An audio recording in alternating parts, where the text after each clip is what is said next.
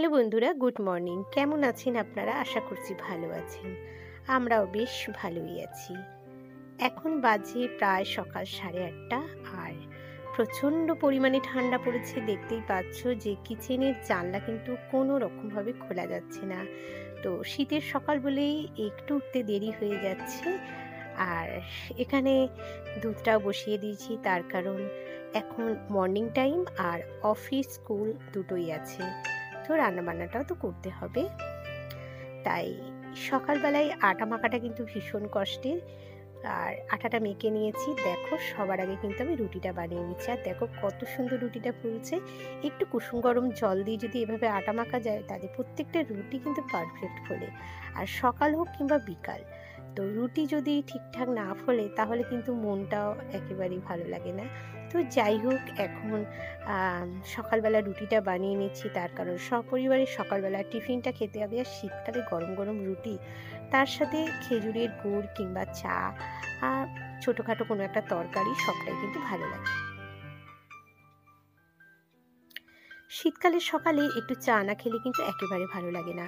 তাই রান্না বান্না শুরু এখনো হয়নি, তার আগে ভাবলাম যে একটু চা বানিয়ে গরম গরম চাটা খাওয়া যাক। তো চলো, চাটা বানিয়ে নিয়েছি। তো চা বিস্কুট হাজব্যান্ডকে দিয়েছি, আর আমিও দেখো নিয়ে নিয়েছি, খাবো। আর হচ্ছে এতটাই ঠান্ডা পড়েছে যে রাতে সমস্ত খাবার রয়েছে, কেউ খায়নি, তো সেগুলোই গরম করে এখন সকালটা চালাবো। ছেলে যাবে স্কুলে, আর এখন প্রায় 9:30 বেজে গেছে। আর আমি এখানে এই যে হাজবেন্ডের জন্য শুধু টিফিনটাই রেডি করছি। রুটিটা বানিয়ে নিয়েছি, আর তার সাথে একটু কিছু ভাজা মিষ্টি এই সমস্ত দিয়ে আর কি টিফিনটা রেডি করে দেবো। তারপর নিয়ে ছেলেকে যাব স্কুলে। আর প্রচন্ড ঠান্ডা আমাদের এখানে, দেখো সমস্ত সোয়েটার মোজা টুপি সব পরে নিয়েছি। তো চলো, এখন আমি চাটা খেয়ে নিই। আর যেহেতু শীতকাল না, উঠতে অনেকটা বেলা হয়ে যাচ্ছে। আর তো চোখটা আমার মোটামুটি এখন ঠিকঠাক হয়ে গেছে। আর এই যে হাতটা কেটে গিয়েছিল, দেখো এই যে,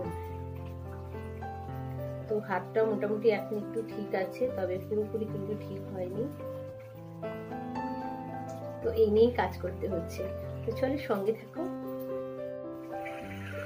শীতকালের সকালে একবার যদি আমরা উঠে পড়তে পারি, তাহলে কিন্তু সমস্ত কাজ গুছিয়ে গেছে করা যায়। সব থেকে বড় প্রবলেম হচ্ছে ওঠাটা। তো যাই হোক, উঠে তো পড়েছি, কাজ শুরু করে দিয়েছি। তো এখন আমি হাজব্যান্ডের জন্য টিফিনটাই রেডি করব।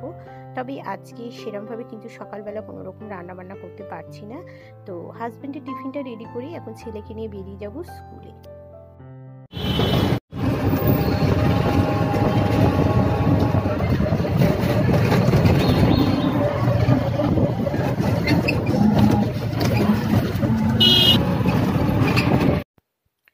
রাস্তায় এতটাই ভিড়, হাতে সময় নিয়ে না বেরোতে পারলে কিন্তু স্কুলের গেটটা বন্ধ হয়ে যায়।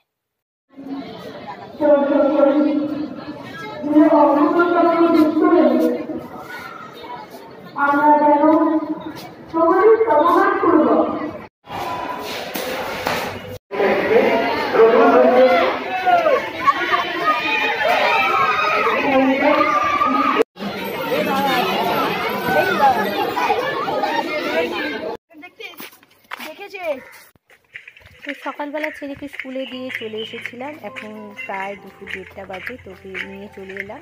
তো বন্ধুর সাথে ঘুরতে ঘুরতে হাঁটতে হাঁটতে ছেলের ফ্রেন্ডের সঙ্গে চলে এলাম। আর এখানে দেখো, এরা পাহারাদার বসে আছে, কেউ আর আসতেই পারবে না। তো যাই হোক বন্ধুরা, দেখো এখন কিন্তু বাড়ি চলে এসেছি। আর স্কুলে দিয়ে এসে আমি এই সমস্ত কিছু প্রিপারেশনগুলো করে গিয়েছিলাম, বাট রান্নাটা কিন্তু করতে পারিনি। আর আমি স্কুলে দিয়ে এসে আবারও কাজকর্ম করেছি, আবারও একটা ড্রেস পরে আমাকে যেতে হয়েছিল। তো এখন ফাইনালি এসে গেছি। সবার আগে এখন আমি গরম জল করে স্নান করব, তারপর কিন্তু আমি রান্নাবান্নাটা শুরু করব। তো দেখো, এখানে ভাতটা মোটামুটি আমি বসিয়ে দিয়েছি। আর বুঝতেই পারছো যে ঘর বার দুটোই কিন্তু আমাকে একা হাতে সামলাতে হচ্ছে। কিছু করার নেই। দেখো এখন আমি স্নান টান সেরে চলে এসেছি। সংসার এমনই একটা জিনিস যেখানে মানিয়ে নেওয়া আর মেনে নেওয়া, এই দুটো জিনিস যদি আমরা শিখে নিতে পারি তাহলে কিন্তু জীবনটা অনেক সুন্দর করে আমরা কাটাতে পারি, তাই না? তো চলো, আমি তো সব কিছু মানিয়ে নিয়েছি, কিছু করার নেই, যেহেতু এটা সংসার, এখানে কোনো কিছুকেই কিন্তু অ্যাভয়েড করতে পারবো না আমি। তো আমাকে সংসারের কাজগুলো করতে হবে, ছেলের পড়াশোনার দায়িত্বটাও আমাকে দেখতে হবে, আর বয়স্ক শ্বশুরমশাইকেও কিন্তু টাইমে খেতে দিতে হবে। তো যাই হোক, এখন দেখো চিকেনটা আমি মোটামুটি বসিয়ে দিয়েছি। আর রান্নাটা আমার প্রতিদিনই সকালবেলা হয়ে যায়, তোমরা তো জানোই, কিন্তু আজকে যেহেতু এই সমস্ত খাবার দাবার ছিল তাই সেভাবে রান্নার কোনো চাপ ছিল না। কিন্তু এখন তো আমাকে একটু কিছু বানাতেই হবে, তাছাড়া ছেলেও খাবে। তো চলো সেটাই করছি। তো রান্নাবান্নাটা চটপট করে করে আমরা কিন্তু দুপুরে লাঞ্চটা সেরে নেব। তো সমস্ত মোটামুটি রান্নাবান্না হয়ে গেছে, আর ছেলেকে আমি খেতে দিয়ে দিয়েছি। আর এই সময়টাকু আমার হাতে আছে, তো ভাবলাম আমি আগে কিচেনটা ক্লিন করে নিই, তারপর কিন্তু আমি খাওয়া দাওয়াটা সারবো।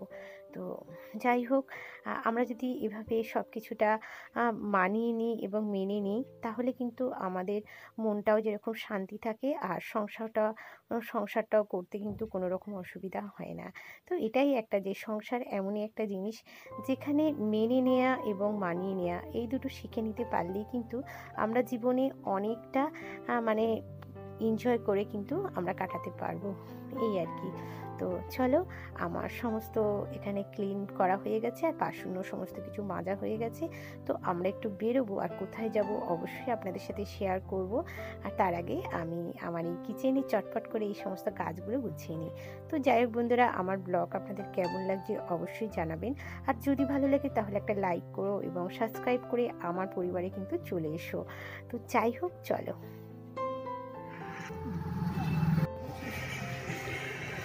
তো এখন বেরিয়ে পড়েছি, দেখো আমরা চলে এসেছি। আর অনেকদিন পরই ছেলেকে এখানে হেয়ার কাট করতে নিয়ে এসেছি। তো অনেকদিন ধরেই বলছে যে মা চলো চলো, তাই আজকে একটু সময় পেলাম, ভাবলাম চলো। আর টানি, আমি আর আমার ছেলে, আমরা এই তিনজনে মিলে এসেছি ছেলের হেয়ার কাট করতে। আর এখানে সবাই তো যেভাবে আর কি চুলের কালার টালার করছে। আর এখন আমরা এখানে বসে আছি, দেখো টানি আর আমি, আর ছেলে এখানে শ্যাম্পু করাচ্ছে, তারপর কিন্তু হেয়ার কাটটা করবো। তো শ্যাম্পু করা হয়ে গেছে, এরপর মোটামুটি মুছিয়ে দিয়েছে। আর এখন হেয়ার কাটটা দেখো করতে বসে গেছে। যেহেতু স্কুলে যায় আর একটু ছোট, তো সেরকম বুঝে শুনে কিন্তু হেয়ার কাটটা করতে হবে। তাই ওর সামনে আমি দাঁড়িয়ে আছি এবং বলেও দিচ্ছি যে এভাবে কিন্তু কাটিংটা করতে হবে। হেয়ার কাট করছে, এখনো চলছে, কখন শেষ হবে জানি না। তো হেয়ার কাটটা হয়ে গেলে আমরা একটু বাইরে যাব, একটু টুকটাক কেনাকাটি করব, একটু ঘোরাফেরা করব। তো মজা করেই কাটছি।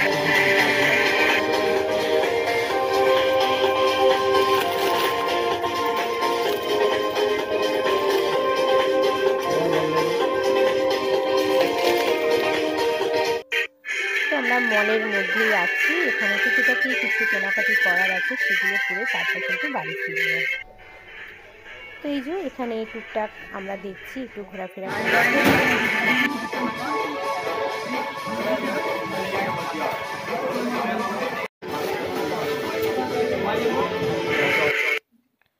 তো দেখো, আমাদের মোটামুটি হেয়ার কাটিং করা হয়ে গেছে, সমস্ত কিছু কেনাকাটি করা হয়েছে। এরপর কিন্তু আমরা বাইরে বেরিয়ে পড়েছি, মলের বাইরে।